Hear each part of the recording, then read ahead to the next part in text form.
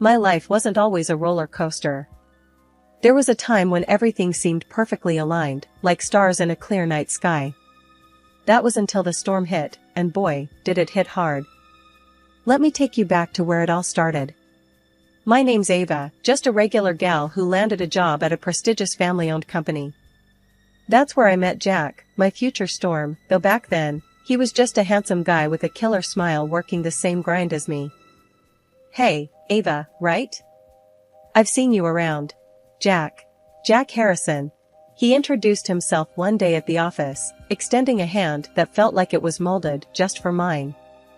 Yeah, that's me. Nice to meet you, Jack, I replied, feeling a spark I hadn't felt before. Our office romance blossomed faster than a wildfire, and before I knew it, we were tying the knot. It was a beautiful ceremony, the kind you see in movies, but little did I know, it was the calm before the storm. Jack's family, especially his mom, Mrs. Harrison, and his dad, the big boss of the company, had their own ideas about what my role in the family should be. Ava, dear, you know it's best if you focus on the home. Let Jack handle the business, Mrs. Harrison would often say, her words coated with a sweetness that couldn't mask the bitterness I felt being sidelined. But I have a degree and experience. I can contribute to the company. I tried to argue once, only to be met with a patronizing chuckle from Mr. Harrison. Darling, we appreciate your enthusiasm, but let's leave the business to those who know it, he said, dismissing me as if I were a child. Jack didn't stand up for me.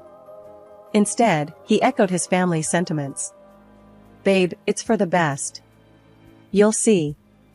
We can start a family, and you'll have all the time to take care of our home, he said, wrapping his arm around me, trying to sell me a future I never asked for. I eventually gave in, quitting my job to become the housewife they all wanted me to be. But satisfaction was far from what I found.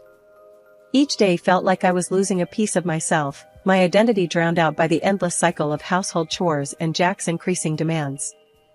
I tried to reach out to Jack, to tell him how isolated and belittled I felt. Jack, this isn't what I signed up for. I'm more than just a cook or a cleaner, I pleaded one night, hoping to find the man I fell in love with. Ava, you're being dramatic. This is what women do, they take care of their homes. And honestly, you could put a bit more effort into it. And yourself, he shot back, his words like daggers to my heart. That conversation was the first of many storms to come, each one eroding the love and respect I had for Jack. I started to see the man he truly was, not the one I married but someone who saw me as nothing more than a convenience, an accessory to his life of privilege and entitlement. Life after marriage and Ethan's birth was supposed to be the dream, but instead, it felt like I was walking on eggshells, constantly trying to dodge the next criticism or sarcastic remark. The warmth in our home had turned cold, and the cracks in my marriage to Jack began to show, deep and jagged.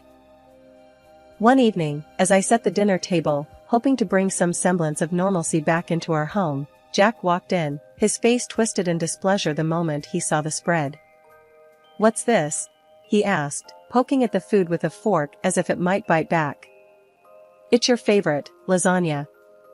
"I tried a new recipe, thought it might be a nice change," I said, my voice barely above a whisper, bracing myself for his reaction. Jack took a bite, chewed for a moment, and then pushed the plate away, his face contorted in disgust. "This is your idea of a nice change? It tastes like cardboard. Can't you do anything right?" His words felt like a slap across the face. I fought back tears, not wanting to give him the satisfaction of seeing me crumble. "I'm sorry you didn't like it. I'll try something else tomorrow," I replied, my voice steady, but my heart breaking. "Don't bother. I'll just order from the restaurant. At least they know how to cook," he retorted, grabbing his phone to dial. That night, as I cleaned up the untouched plates of food, Mrs. Harrison made her grand entrance, as if on cue, ready to add salt to the wound. "Ava, dear, I heard about your little cooking mishap. Let me show you how it's done." "Not that you'll ever learn," she said, her tone patronizing, her eyes scanning the kitchen with undisguised contempt. I wanted to scream, to tell her to get out of my kitchen, my home, but I held my tongue. Arguing with her was like talking to a brick wall, only more frustrating. As she took over the stove, demonstrating how to make the perfect lasagna, I couldn't help but think back to the days when Jack and I would cook together, laughing and sharing stories. Those days felt like a distant memory now, replaced by criticism and cold shoulders. Jack's disdain for my cooking was just one of the many issues. He started commenting on my appearance, making snide remarks about the weight I hadn't lost since Ethan's birth, about how I didn't dress up anymore or bother with makeup. "Ava, look at yourself. You've let yourself go. Is it any wonder I prefer eating out?" he'd say, his words dripping with disdain. "I'm taking care of Ethan, the house, everything. When do you expect me to find the time to go to the gym or get dolled up? It's not like you're helping," I shot back one day, my patience wearing thin. Jack just laughed, a harsh, mocking sound that echoed in the empty spaces of our home. "Excuses, Ava. You're just lazy. And you wonder why I'm out more often? Maybe if you put in some effort, I'd want to spend time at home." His words stung, a reminder of how far we'd drifted apart. The man I married, who used to look at me like I was the only woman in the world, now looked through me, as if I were nothing more than a nuisance. The cracks in our marriage weren't just showing, they were widening, threatening to swallow me whole.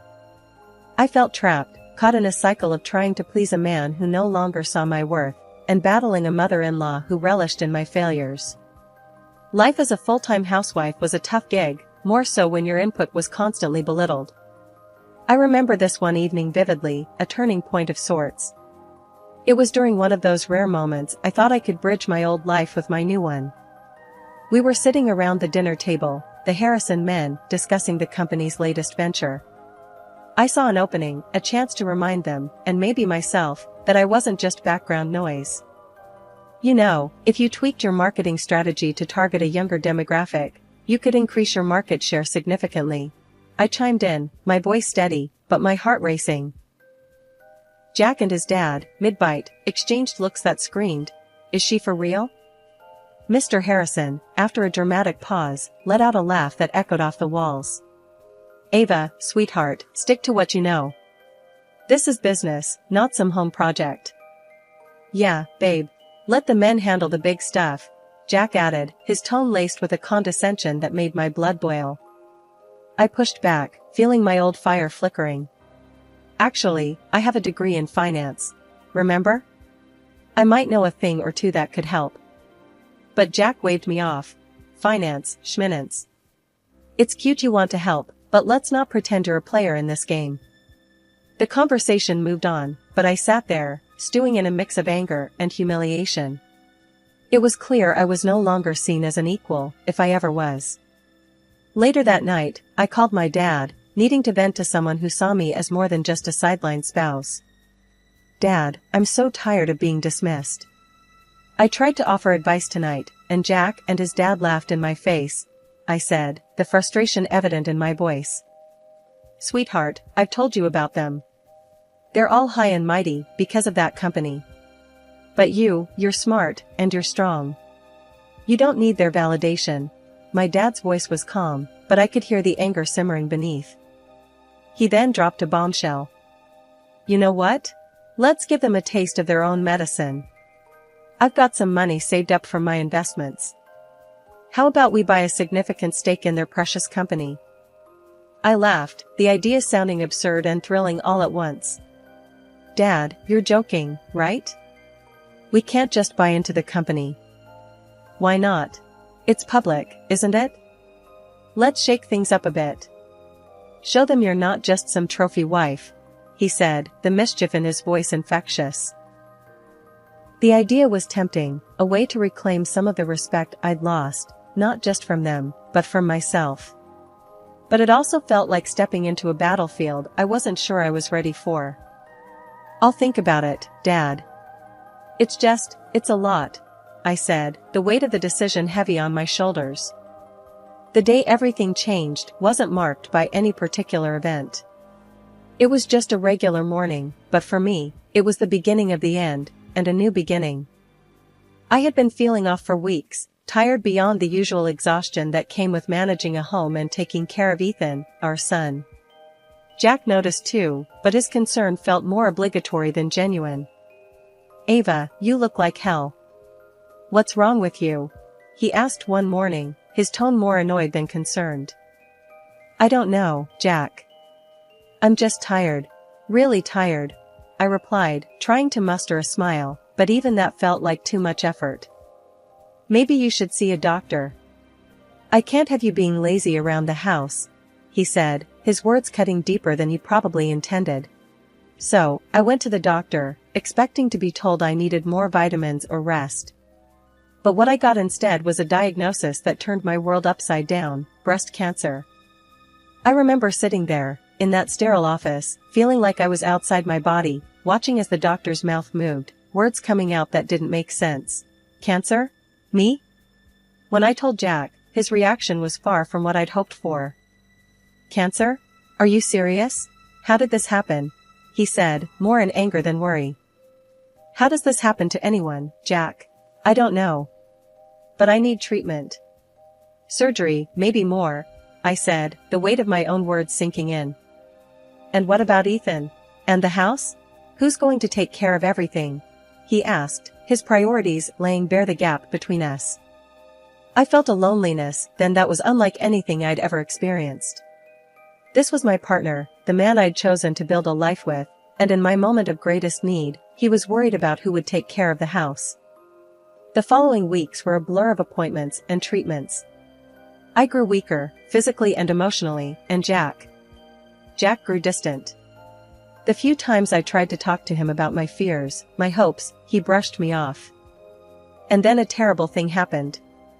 The doctor, with a solemn look that prefaced bad news, told me that the best course of action was a mastectomy. Breast removal surgery. The words echoed in my head, a relentless echo that refused to fade. I was reeling from the news, but I knew I had to tell Jack. His reaction, however, was something I could never have prepared for. When I told him about the surgery, I searched his face for any sign of support or compassion. Instead, I was met with a look that I can only describe as disgust. It was a fleeting moment, but it was there, unmistakable and cutting deep. He didn't say anything, just turned and walked away, leaving me alone with my fears and the growing realization of how alone I truly was. The day of the surgery arrived, and with it, a profound sense of isolation. Lying in the hospital bed, I faced not only the physical pain of my ordeal, but the acute awareness that Jack, the man who had promised to be by my side in sickness and in health, was conspicuously absent. My parents were there, their faces etched with worry and love, but the space where Jack should have been was glaringly empty. Not once did he come to the hospital. Not a single visit from him or even my father-in-law. It was as if, in their eyes, my illness had rendered me invisible, unworthy of their time or concern. I lay there, post-surgery, grappling with the pain and the betrayal, feeling more alone than ever. Coming back from the hospital felt like stepping into an alternate reality. I stood at the doorstep of what used to be my home, my heart pounding, not from the pain of surgery, but from the uncertainty of what awaited me. The door swung open, and there he was, Jack, but he wasn't alone. Beside him stood a young woman, her presence like a slap in the face. Before I could process the scene before me, Jack's words cut through the air, cold and sharp. "Here are your things," he said, gesturing to a couple of suitcases on the porch. "And these," he handed me a stack of papers, "are divorce papers. I want you out, Ava." I stared at him, disbelief and pain warring within me. "Jack, what are you saying? This is my home, our home." He scoffed, a cruel edge to his voice. "Not anymore. I don't need a woman without breasts. I've moved on. She's everything you're not," he said, his arm wrapping around the waist of the woman beside him. The words were a physical blow, leaving me reeling. I felt a surge of anger, but it was quickly drowned out by a profound sense of betrayal. Without another word, I grabbed my things and left, the finality of the moment weighing heavily on me. I went to my in-laws next, hoping for some semblance of support, or at the very least, to see my son. The reception I received was as cold as the one I had just left. My mother-in-law's eyes raked over me with undisguised contempt. When Ethan was brought to me, his face lit up, a stark contrast to the tension around us. "Mommy," he exclaimed, throwing his arms around me. The warmth of his embrace was a small comfort in the sea of coldness. My father-in-law didn't waste time with pleasantries. "Take your son and leave," he said, his voice devoid of any warmth. "And don't even think about claiming any part of our property. You'll get nothing." As I stood there, trying to muster the strength to leave, my mother-in-law's voice stopped me. "You're nothing but an inferior woman now," she said, her words laced with venom. "No wonder he doesn't want you." The words stung, but they also fueled a fire within me. With Ethan by my side, I left, knowing that this was not the end for us. It was a bitter farewell to a life that had become a prison. Back at my parents' house, with Ethan playing quietly in the corner of the room, I sat down with my dad, the weight of the world on my shoulders. The air was thick with tension, but also an unspoken understanding. My dad was the first to break the silence. "Ava, remember what we talked about before? About the company shares," he said, his voice steady, his gaze meeting mine. I let out a humorless laugh, the absurdity of the situation not lost on me. "Dad, I thought you were joking. After everything, it feels like, I don't know, like grasping at straws." He leaned forward, his expression serious. "I wasn't joking, Ava. I did it. I bought a significant stake in the Harrison Company." I blinked, the words taking a moment to register. "You what? Dad, do you know what this means?" He nodded, a sly smile playing on his lips. "Yes, it means you have leverage, Ava. It means you can fight back." The idea was ludicrous, yet incredibly tempting. It was a chance to regain some control, to not be the victim in this narrative any longer. But how? "Jack and his family have made it clear they want nothing to do with me," I countered, the doubt evident in my voice. "That may be true, but now you're not just Ava, the cast-aside wife. You're Ava, the shareholder.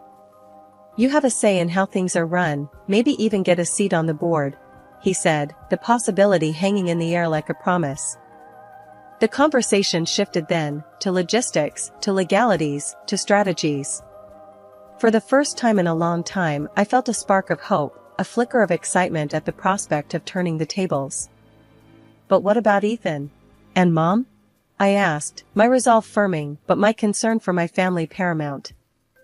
"We're in this together, Ava. Your mom and I, we've got your back. And Ethan, he's going to see his mom standing up for herself. That's important," Dad said, his voice filled with conviction. It was a plan born out of desperation, but it was a plan nonetheless. As the night grew deeper, and Ethan fell asleep on the couch, I realized this was more than just about revenge or retribution. It was about reclaiming my life, my dignity, and showing my son the strength of standing up for oneself. "Dad, let's do this. Let's shake things up," I said, a determined resolve settling over me. He nodded, a proud smile on his face. "That's my girl." As I tucked Ethan into bed that night, the uncertainty of the future loomed large. Yet, beneath it all was a burgeoning sense of empowerment.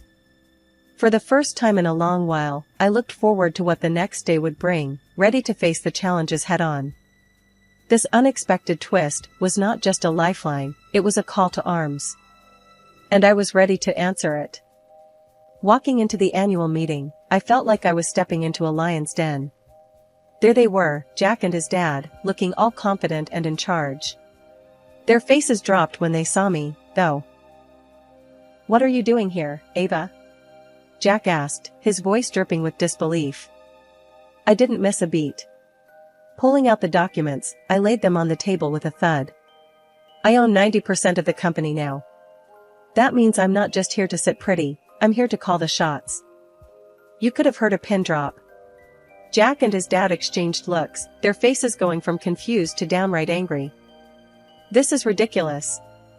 You can't just barge in here and take over," Jack's dad blustered, standing up from his chair.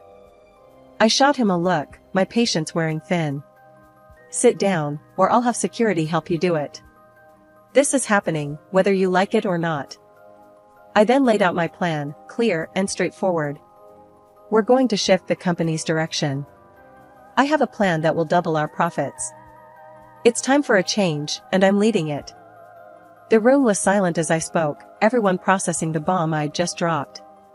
You could see the wheels turning in their heads, calculating the possibilities. Jack tried to argue, his pride wounded. You think you can just waltz in and run the show? This is my family's company. I met his gaze, steady and unflinching. It was your family's company. Now, it's mine. And I'm not just waltzing in, I've got a plan, and the board agrees. The decision was made. The board, seeing the potential in my plan, backed me up. It was a surreal moment, watching Jack and his father realize the tables had turned. As the meeting ended, and the room cleared, Jack approached me, his demeanor changed. Ava, let's talk about this. There's got to be a way we can work together. But it was too late for negotiations or pleasantries. We're past talking, Jack. It's time for action. And as for working together, that ship has sailed. It's time for a new era, and I'm at the helm. After the dust settled from the shareholders' meeting, I took the helm of the company with a mix of determination and anticipation. The first few weeks were a whirlwind of meetings, planning sessions, and getting up to speed on every aspect of the business. I was determined to turn the company around, not just for the sake of profits, but to prove to myself and everyone else that I could do this. One afternoon, as I was poring over some reports, Ethan burst into my office, his eyes wide with excitement. Mom, you're like a superhero now. You own a whole company. I couldn't help but laugh, pulling him into a hug. Well, I don't know about superhero, but I'm definitely trying to make some big changes. He looked up at me, his expression turning serious. Does this mean you're going to be too busy for me now? The question hit me harder than any boardroom challenge. I knelt down to his level, holding his hands in mine. Ethan, there's nothing more important to me than you. We're a team, remember? I might have more work, but we'll always make time for each other. He smiled, his earlier worry replaced by a gleam of pride. Okay, Mom. I believe you. Can I help with the company too? Sure, you can be my special advisor. How does that sound? I teased, ruffling his hair. Awesome, he exclaimed, already brimming with ideas. The next challenge came from within the company itself. Some of the longtime employees were resistant to change, skeptical of my leadership. I called a staff meeting, determined to address their concerns head-on. I know there are doubts, and I understand why. I started, scanning the room. But I promise you, every decision I make is with the future of this company in mind. We have an incredible opportunity to grow, to innovate, and I want all of you to be a part of that. There was silence for a moment before one of the senior managers spoke up. We've seen what you're proposing, Ava. It's ambitious, but if anyone can lead us there, I believe it's you. Nods and murmurs of agreement filled the room, a tangible shift in the atmosphere. It was the beginning of a new era for the company, and for me. As months turned into a year, the company's fortunes began to change. We were making strides, hitting targets that once seemed out of reach. And with each success, my confidence grew, not just in my professional abilities, but in my personal resilience. Jack reached out a few times, hints of regret in his messages, but I knew that some bridges were meant to burn. I was building a new life, one that was defined by my own terms, my own successes and failures. Sitting in my office one evening, looking out at the city lights, I reflected on the journey. From feeling lost and diminished to standing strong, leading a company, and raising an incredible son. It hadn't been easy, but I had emerged on the other side, not just intact, but stronger, wiser, and more determined than ever. Ethan, time to go home, I called out, closing my laptop. He ran into the room, his latest drawing in hand, a colorful depiction of us together, standing tall. This is us, Mom. We're a team, he said, his eyes shining. Yes, we are, I replied, holding his drawing close. And we always will be. As we walked out of the office together, I knew that whatever the future held, I was ready. I had rebuilt my life on my terms, and no matter what came next, I had the strength to face it.